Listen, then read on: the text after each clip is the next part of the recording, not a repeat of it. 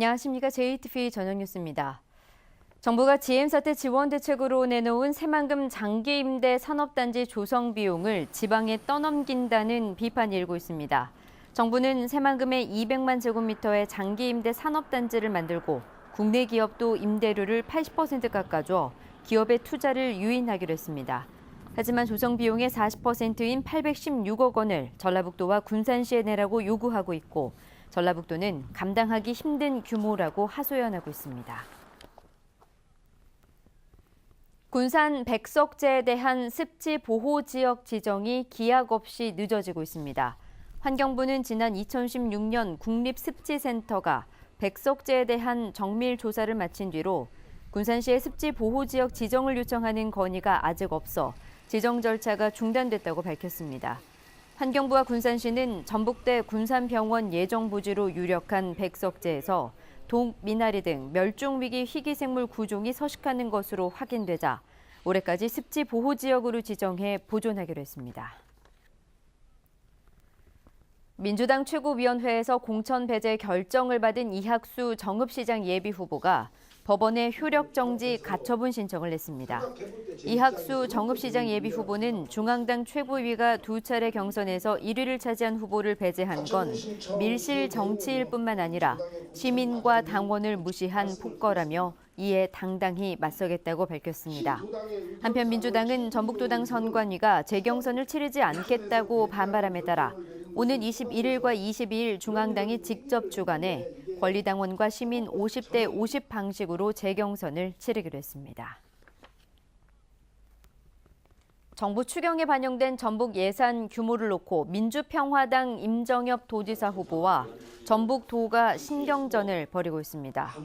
임정엽 후보는 기자회견을 갖고 정부 추경 예산안에서 군산에 배정된 예산은 400억 원 규모에 불과하다며 송하진 지사가 대규모 프로젝트 없이 규모가 작은 사업만 나열했다고 비판했습니다. 전라북도는 하지만 전북 예산 704억 원과 실업대책을 모두 포함하면 1,000억 원 규모라며 추경 예산은 이 시기에 집행 가능한 예산이 포함되는 것이며 주요 예산은 본 예산을 통해 확보하게 된다고 응수했습니다.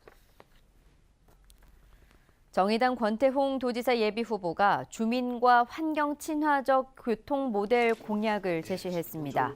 권태홍 후보의 공약에는 미세먼지 감축과 친환경적 교통 정책, 그리고 전북도민 항공권 20% 할인 지원과 군산공항 활성화 등이 포함됐습니다. 권 후보는 대중교통 버스가 지역의 토호화된 기업주와 무능한 행정으로 고질병을 앓고 있다면서 전라북도가 직접 교통 정책을 챙겨 문제를 해결해야 한다고 강조했습니다. 군산 조선소 가동 중단과 한국 GM 군산공장 폐쇄 영향으로 전북의 취업자 수가 5분기 연속 줄었습니다. 통계청에 따르면 올해 1분기 전북의 취업자 수가 전분기에 9,900명 줄어드는 등 지난해 1분기부터 올해 1분기까지 5분기 연속 감소했습니다. 음식과 숙박업 생산 또한 1분기에 8.7% 줄어든 것으로 나타났습니다. 오늘 새벽 4시쯤 완주군 운주면의 한 하천에서 다슬기를 잡다 실종된 81살 이모 씨가 물에 빠져 숨진 채 발견됐습니다.